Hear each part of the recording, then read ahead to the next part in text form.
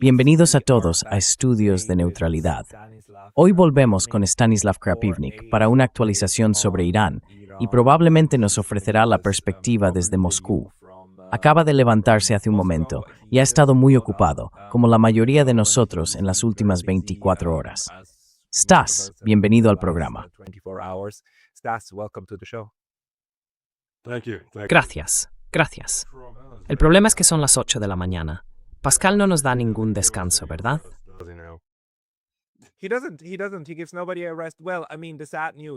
No lo hace. No deja descansar a nadie. Bueno, quiero decir, la triste noticia, por supuesto esta mañana al despertarse en Moscú, la triste y algo impactante noticia, es que Estados Unidos realmente lo consiguió. Lograron matar al Ayatollah Khamenei. Voy a compartir pantalla. Siento no haberme preparado para esto, pero allá vamos. Realmente lograron matarlo, al líder supremo de Irán. Esto es muy triste para todos sus seguidores en Irán. Es un momento muy feliz para todas las personas que lo odiaban y para el gobierno iraní. Estas también son fotos reales de Toronto, de gente celebrando con banderas iraníes de la monarquía iraní, ¿verdad? Así que estas personas tienen sus partidarios, tienen sus enemigos. Pero cuando acabas de oír que Khamenei fue asesinado, ¿qué pasó por tu mente?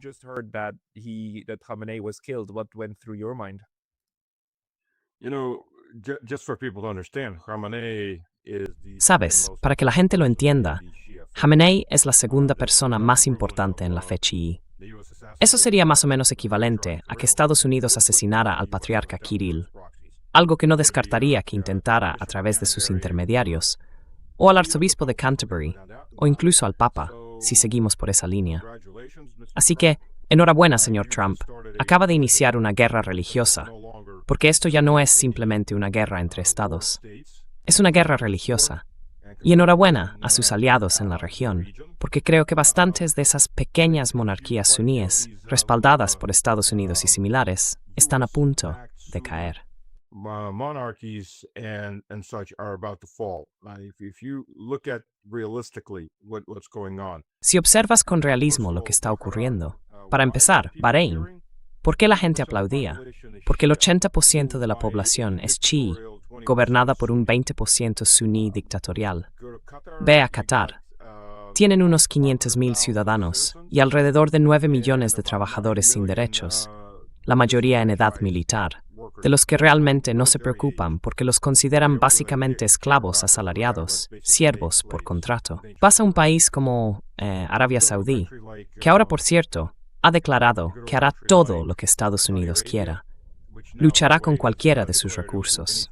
Así que Arabia Saudí también está ahora en esta guerra regional. Esto ya no es solo un conflicto con Irán.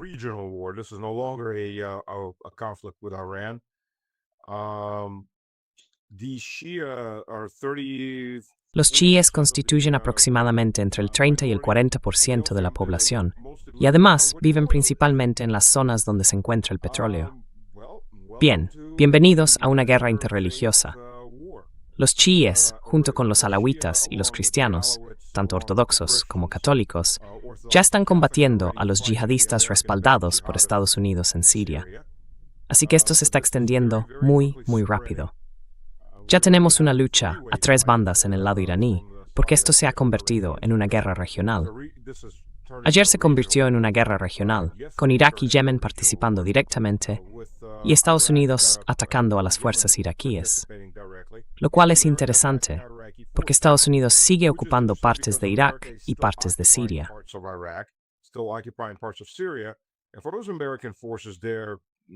Y para esas fuerzas estadounidenses allí, ¿cómo decirlo?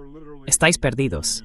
Sois literalmente los vaqueros en el pequeño fuerte rodeados por los indios, salvo que esos indios ahora están armados con morteros, artillería ligera, drones, ametralladoras, lanzagranadas y demás. No va a llegar ayuda. Estáis en medio de Irak, y todo el país está en guerra con vosotros. Así que, básicamente, ha condenado a esa gente, los ha sacrificado. En fin, enhorabuena. Netanyahu ha conseguido su premio regional. Lo que vaya a quedar de Israel es una gran incógnita. Y por supuesto, como siempre, los que van a sufrir antes que nadie son los ciudadanos de a pie.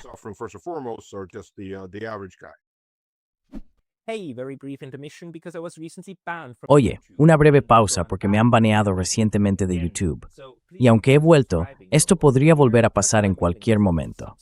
Así que por favor, considera suscribirte no solo aquí, sino también a mi lista de correo en Substack. Es pascalaraz.substack.com.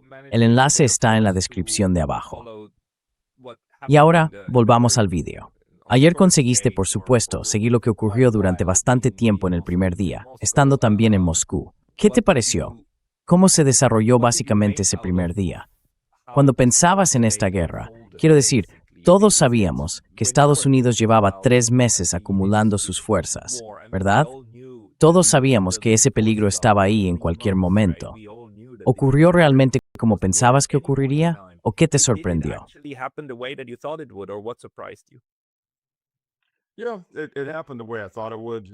Sí, pasó tal como pensaba que pasaría. Para empezar, diría que el último presidente decente que tuvo Estados Unidos fue Reagan, y desde entonces todo ha ido cuesta abajo. Reagan, estaba leyendo un artículo de su biógrafo, Edmund Morris, que decía que cuando a Reagan le dispararon, estaba en el hospital cuando se estrenó la película The Day After. No recuerdo muy bien esa película, porque yo tenía unos 11 años. No, quizá un poco más, unos 12 o 13. Por ahí. Era una noche de colegio, un jueves, y la emitieron a las 11 de la noche, así que los niños normalmente no la veían. Pero yo me levanté de todos modos, y en aquella época tenía un pequeño televisor en blanco y negro.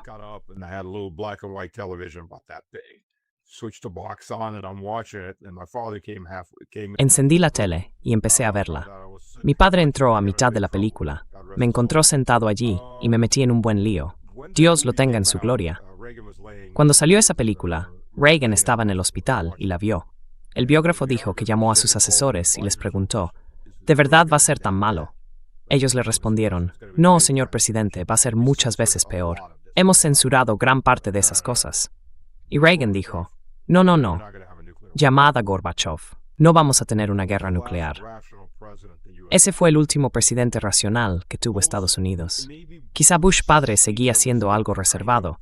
Era exdirector de la CIA, veterano de la Segunda Guerra Mundial. Pero hasta ahí. Y Bush padre ya había empezado a decaer porque formaba parte del Estado profundo.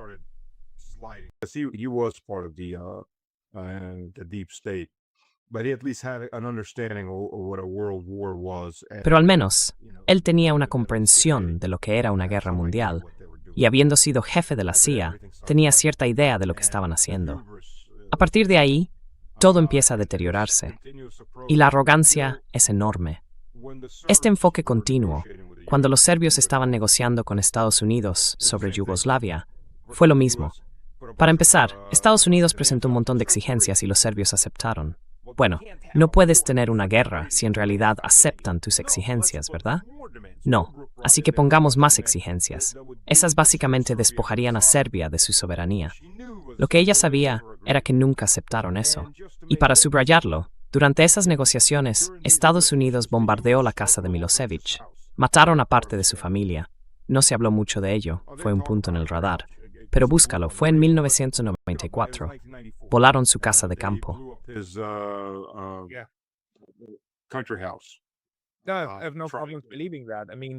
No tengo ningún problema en creerlo. Quiero decir, lo estamos viendo ahora mismo, ¿no? Estados Unidos ataca a las mismas personas con las que negocia o finge negociar como parte de su estrategia. Así que el problema es que, si crees que sus negociaciones se hacen de buena fe, ya estás muerto. Sí, contrata un seguro de vida adicional. Además, como Israel negociando con Hamas mientras los mata, negociando con Hezbollah mientras los mata. Quiero decir, ahora es tan descaradamente obvio que mis amigos chinos me dicen que los medios chinos se burlan de ello. Se burlan de las víctimas diciendo, ¿por qué ibas siquiera a creer eso? ¿Por qué ibas siquiera a hablar con ellos? Y aún así, quiero decir, intentaron matar a Vladimir Putin. Es como si no tienes la capacidad de detenerlo, estás acabado. Eso es lo que todo el mundo está aprendiendo ahora, ¿no?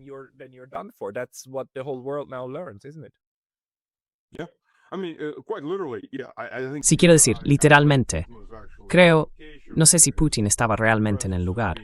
Su presencia se transmitía de forma remota a través de telecomunicaciones. Pero el hecho es que sí, 91 drones. No volaron en esa dirección por accidente. Los sistemas rusos son lo bastante buenos como para derribarlos a todos, pero 91 drones recuperaron los chips de muchos de ellos y las coordenadas estaban registradas.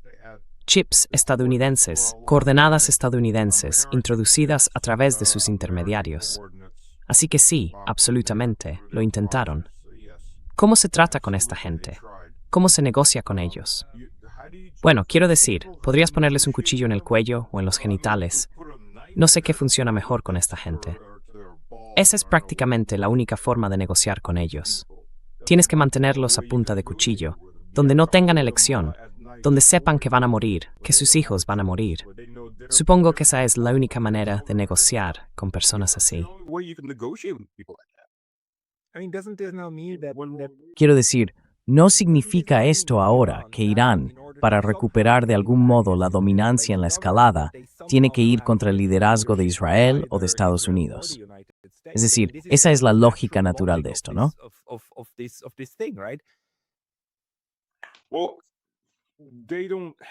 Bueno, no necesariamente tienen que ir a por el liderazgo. El liderazgo de Israel, quiero decir, ya han volado las oficinas de Netanyahu antes, las atacaron, enviaron un pequeño mensaje, pero esa gente está en búnkeres profundos. ¿Y adivina qué? Israel construye sus búnkeres debajo de los hospitales.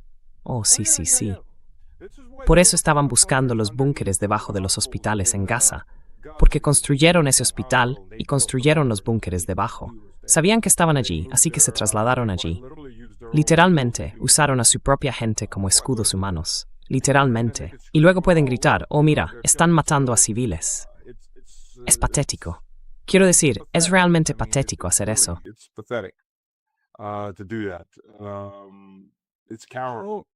Es cobarde.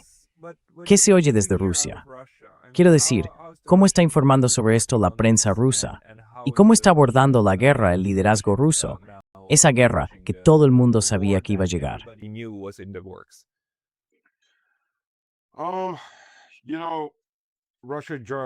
Sabes, Rusia envió rápidamente MiG-29, Su-35, helicópteros de ataque Mi-28 y sistemas S-400. Rusia también trajo algo de lo que apenas se informó: mejoras en aviónica, adquisición de objetivos, propulsión y pantallas HUD para los misiles y las aeronaves heredadas.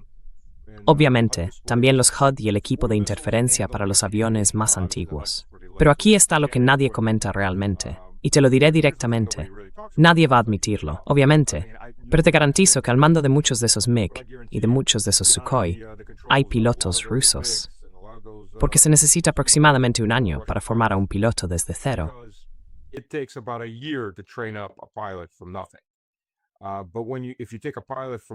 Pero si coges a un piloto de otra plataforma e intentas entrenarlo, claro, podrías hacerlo en unos 3 o 4 meses, pero nunca va a ser tan bueno, porque la memoria muscular bajo tensión lo llevará de vuelta a lo que estaba acostumbrado, a la disposición que conocía. No se trata solo de la disposición o de los controles.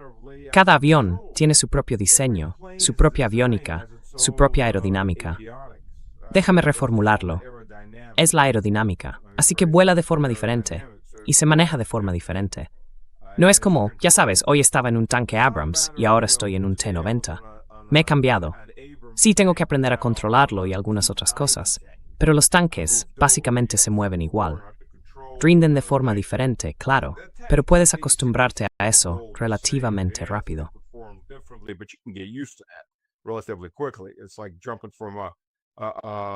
Es como pasar de un coche de gama media a, digamos, un coche deportivo. Claro, rinden de forma diferente, pero es algo a lo que uno puede acostumbrarse con mucha más facilidad, porque sigue siendo algo familiar.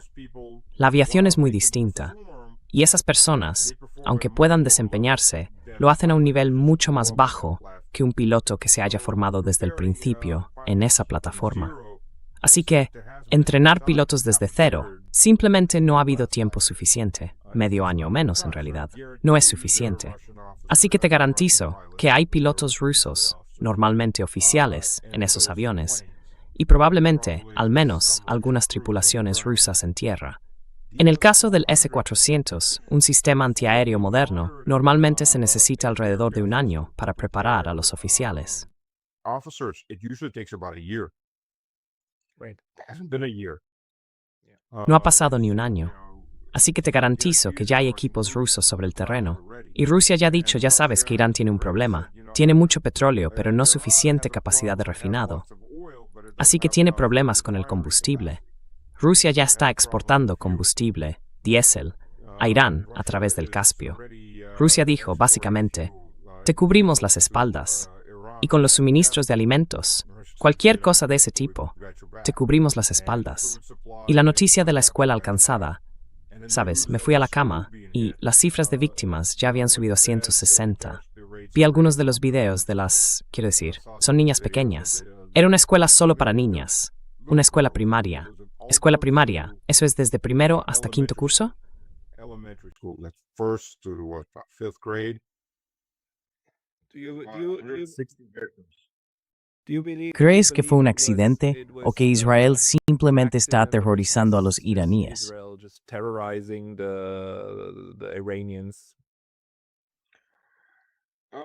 Israel, US, they both enjoy Israel, Estados Unidos.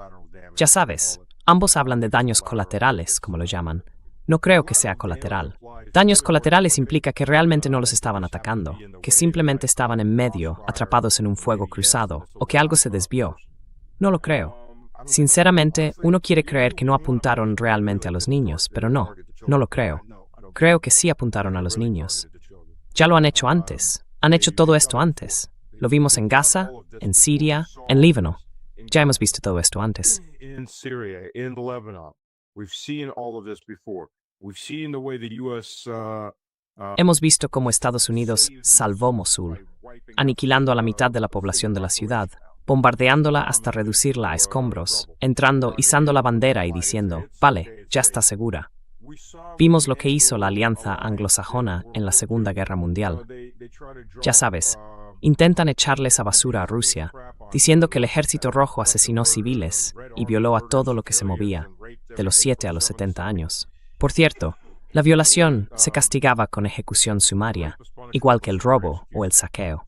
Uno de mis abuelos era capitán del Ejército Rojo. Siempre ha sido así también en el ejército ruso. Suvorov entró en Milán. Las mujeres de Milán expulsaron a los franceses y sacaron a sus hijas para besar las manos de los rusos.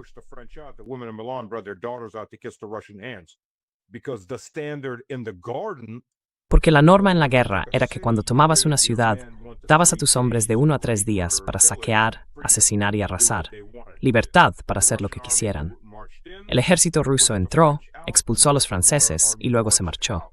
El saqueo o cualquier otra cosa se castigaba con la ejecución sumaria. Eso fue todo. Disciplina total en este caso. Sin violaciones, sin asesinatos, sin saqueos, sin libertad durante un par de días. Y sabes, mi abuelo era capitán en el cuerpo de tanques del Ejército Rojo. Luchó hasta Berlín. Tuvo 3 tanques que se incendiaron bajo él, lo que por supuesto le causó problemas mentales. Ejecutó sumariamente a un teniente al que sorprendió violando a una mujer alemana. Oh, se hizo el silencio. Él mismo se pegó un tiro. Así que entendieron por qué lo hizo.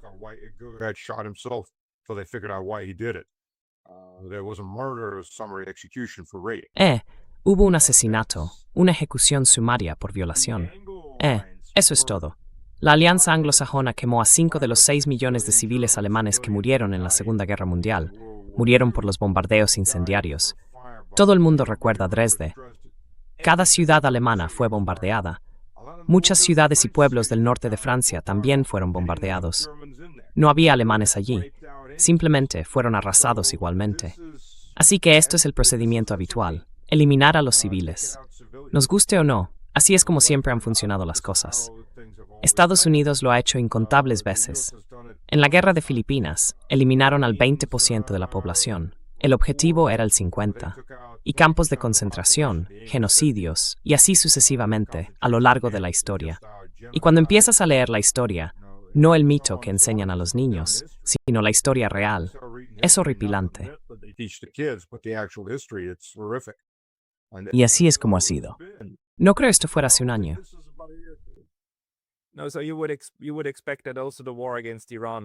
Así que cabría esperar que la guerra contra Irán también se lleve a cabo de esta manera, no solo sin tener en cuenta las bajas civiles, sino con la intención de atacarlas también. Y luego, por supuesto, los medios occidentales seguirán encubriendo, destacando a cada civil que muera en el bando occidental de Irán, mientras conceden un «haced lo que queráis» generalizado a los civiles del otro lado. Quiero decir, ya hemos visto esto antes. Así fue con la guerra de Ucrania, ¿verdad? Todo lo que ocurrió en Kursk y demás se presentó básicamente como los valientes ucranianos enfrentándose a los malvados rusos. Quiero decir, ya estamos viendo cómo los europeos se están encubriendo ahora. Los alemanes, los franceses y los británicos ya han anunciado que condenan a Irán por atacar a la región, como ellos dicen, no a las bases estadounidenses en la región, sino a la región. Es bastante patético, ¿no te parece?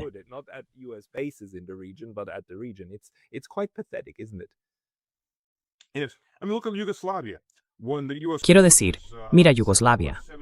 Cuando las fuerzas estadounidenses estuvieron bombardeando durante 78 días y no podían encontrar al ejército yugoslavo para atacarlo, fueron a por objetivos civiles, fueron a por iglesias, fueron a por... Recuerdo que destruyeron la enfermería de un hospital donde yacían soldados yugoslavos heridos en el sótano. Y encima del hospital, en los pisos superiores, por cierto, había salas de maternidad. Y arrasaron con todo eso. Para empezar, no se dispara a soldados heridos. Existe algo llamado la Convención de Ginebra. Ah, sí, a Estados Unidos no le importa un comino las convenciones de la ciencia. Nunca le ha importado. Pregunta a los indios americanos. Destruyeron mercados, destruyeron trenes llenos de civiles, destruyeron plantas químicas, contaminando el Danubio y la zona circundante, porque no les importaba en absoluto.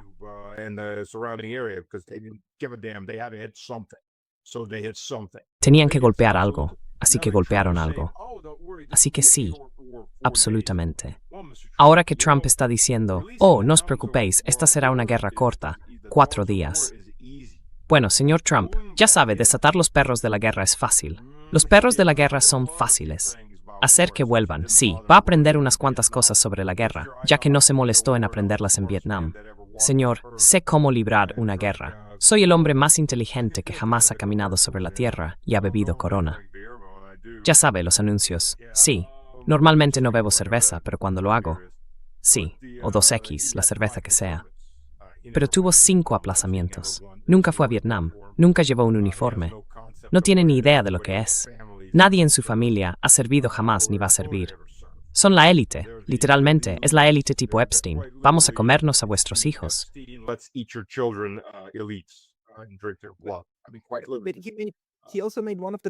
Literalmente. También pronunció uno de los discursos de inicio de guerra más estúpidos que he oído en mi vida. Quiero decir, se metió en un rincón tan absurdo, diciendo que lo único aceptable es la completa desmilitarización y la aniquilación del ejército iraní y un cambio de régimen.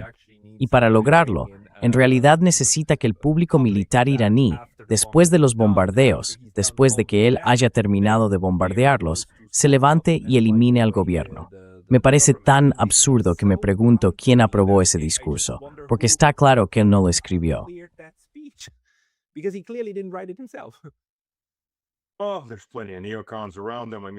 Oh, hay muchos neoconservadores a su alrededor. Quiero decir, todos están entusiasmados ahora mismo. Por fin han conseguido su sueño. Ya sabes, cuando Trump dijo, voy a ser diferente. Bueno, ha sido diferente en el sentido de que ya sabes, cada uno de los presidentes anteriores lo ha sido, desde, bueno, no sé si George Bush padre lo fue, pero Clinton definitivamente lo fue, y Bush hijo lo fue, y Obama lo fue, y Trump lo fue, y Biden lo fue. Todos, al menos en parte influenciados por el lobby israelí. Pero todos ellos, incluido Trump en su primer mandato, tuvieron el sentido común de decir, no, esto es ir demasiado lejos, no vamos a seguir por este camino, porque esto es una guerra regional, posiblemente global, que vamos a iniciar.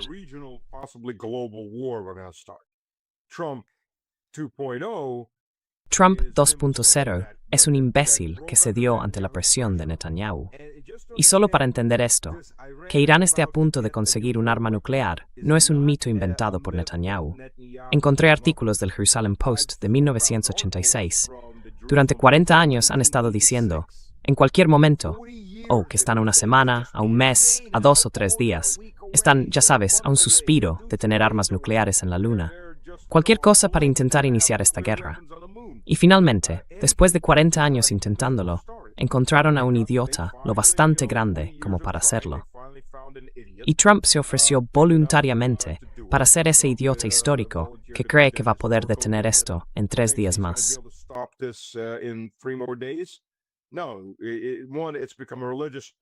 No, primero, se ha convertido en una guerra regional de carácter religioso, y Israel no va a sobrevivir a esto.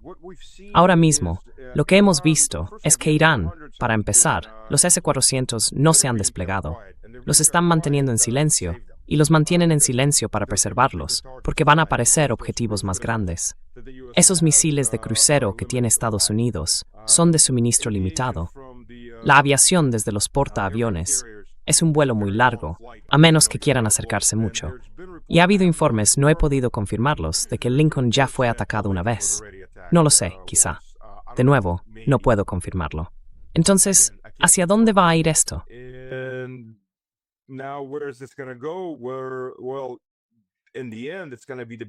Bueno, al final serán los B-2 los que realicen los ataques más específicos. La mayoría de los lanzadores aún no se han desplegado, los están instalando en formaciones. De ese modo, no todos los objetivos aparecerán a la vez. Necesitan organizarse antes del despliegue completo. Se están preparando para una guerra larga. Irán se prepara para una guerra larga. Han cerrado el estrecho de Hormuz, y el transporte marítimo ya se ha detenido solo con esa amenaza. Claro, un día, 2 días. El petróleo solo ha subido un 2,9% hasta ahora. El seguro va a aumentar. Sabes, hace unos meses, un petrolero ruso fue atacado cerca de Grecia por ucranianos que usaban drones FPV con cargas de RPG, básicamente algo así.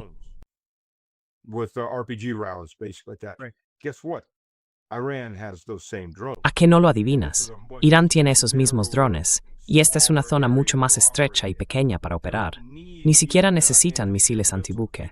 Puedes eliminar un enjambre de drones con operadores de drones separados. Tiene 32 kilómetros en su punto más estrecho, y pueden atacar fácilmente cualquier barco que entre con rondas de RPG en esos drones FPV. Eso es todo. Solo hace falta derribar 1 o 2 antes de que todo el mundo diga, sí, eso es todo. Y Europa, por cierto. Bienvenida a la escasez de combustible que durará más de una semana. Bienvenida a no recibir GNL de Qatar. Así que seguid disculpando a los estadounidenses, mientras vuestra propia civilización empieza a quedarse sin combustible. ¿Y entonces qué hacéis?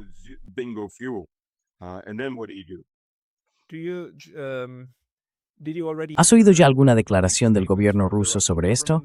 Y en segundo lugar, ¿crees que los estadounidenses van a intentar usar la misma estrategia que con Venezuela?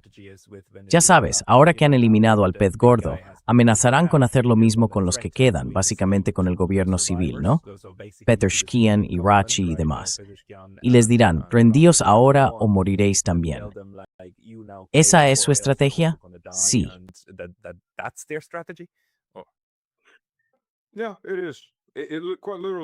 Sí, lo es. Literalmente es su estrategia. Por parte de Rusia. Rusia y China lo condenaron, obviamente. Están exigiendo una reunión del Consejo de la ONU. Pero el caso es que están actuando. Ya han traído mucho equipo.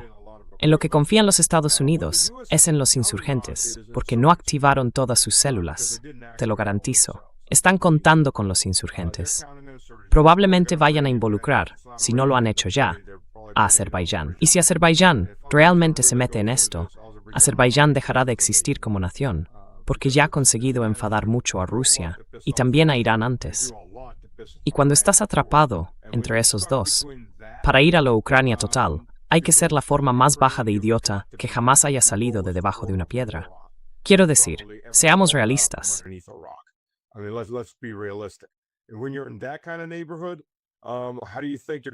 Cuando estás en ese tipo de barrio, ¿cómo crees que vas a conseguir apoyo? Quiero decir, incluso con Pashinyan siendo un completo vendido a Occidente, dispuesto a entregar Armenia por cualquier cosa, y con Turquía justo ahí. Pero Turquía también tiene un problema. Israel ya ha dicho que ellos son los siguientes. Normalmente no se dicen cosas así, a menos que la arrogancia sea tan grande que estés completamente convencido de ti mismo. Bien, voy a dar un paso atrás. Hice un video sobre esto hace 2 días.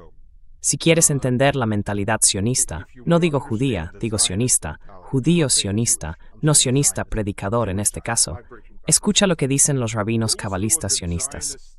Hay muchos videos en YouTube. Escribe el alma judía o algo así, diferencia en el alma, y ellos te lo explicarán.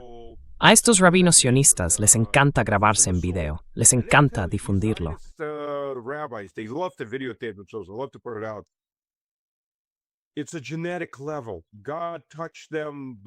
Es a nivel genético.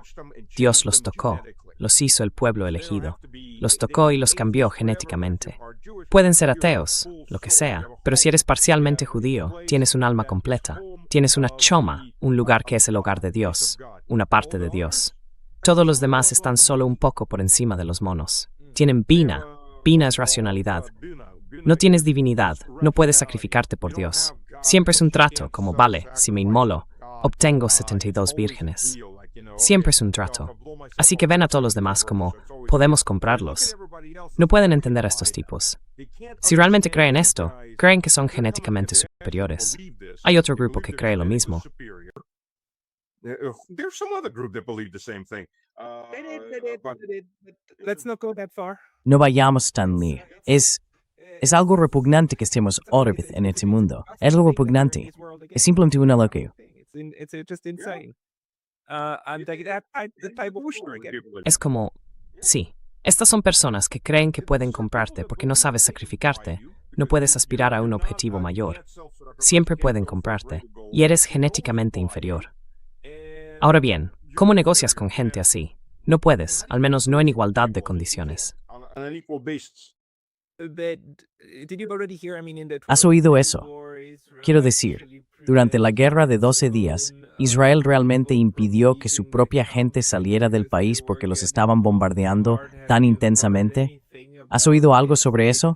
¿Cerraron las fronteras otra vez? No solo para entrar, sino también para salir. No he oído eso. Pero ya hay otra cosa. Israel, como gran democracia, practica una censura absoluta. Suramidar. Así. As kiddarings krivraine de singi. Sí. No he oído o conozco a algunas personas, pero no he tenido la oportunidad de hablar con ellas. En parte porque sé que va a haber quejas. Nos están atacando. ¿Por qué esa gente malvada nos está atacando? Sí. Ya sabes, hay que empezar estas guerras. Quiero decir, está en todas partes en los medios, ¿verdad? Había que golpear a Irán, no por algo concreto que hicieran, sino porque eran malvados, ¿no? Por todo el mal que hacen. Y esa es ahora la excusa, incluso en Europa. Sé que hoy tienes muy poco tiempo. ¿Hay algún pensamiento más que quieras compartir con nosotros o lo dejamos aquí?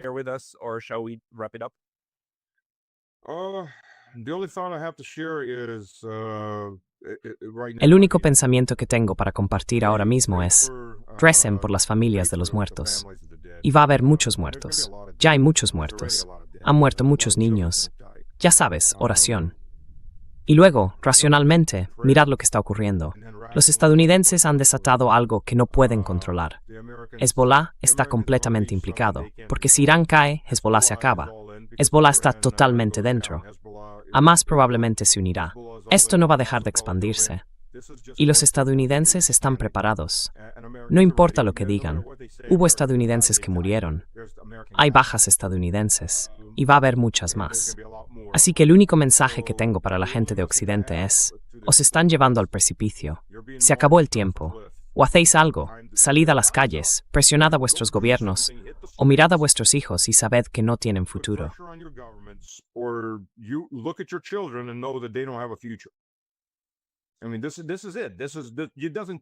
Quiero decir, esto es así. No puedes quedarte sentado en el sofá todo el tiempo. Sabes, el 10% de la población alemana tenía un carné del Partido Nacional Socialista Obrero Alemán. Un 10%. Si no sabes lo que significa, eso es nazi. Nazi es la abreviatura de ello, el Partido Nacional Socialista Obrero Alemán. Por si alguien lo preguntaba, aunque probablemente todo el público ya lo sepa, pero un 10%.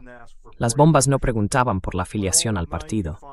Cuando el 95 o el 98% del pueblo alemán luchó en esa guerra de una forma u otra, enviando a sus hijos, tuvieran o no el carné, todos lo pagaron. ¿Podrían haberlo detenido? Sí, podrían, pero lo apoyaron. Mira a tus hijos y comprende que es su futuro, si no incluso sus vidas, lo que estás dispuesto a sacrificar si no haces algo ahora mismo para intentar detener esto. If you're living in an empire of law, if you're living in an empire of evil and an empire of lies, Si vives en un imperio del mal y un imperio de mentiras, entonces no debería sorprenderte si al final tú y tu familia sufrís a causa de ese imperio. Y eso es precisamente lo que Occidente está construyendo actualmente. Un conglomerado, un enfoque de conglomerado. Estás es un tema muy triste para un domingo. Sé que rezarás a partir de ahora, así que te deseo a ti y a tu familia todo lo mejor con esas oraciones. Recemos por Irán, por la paz, por tu Asia Occidental, por todos.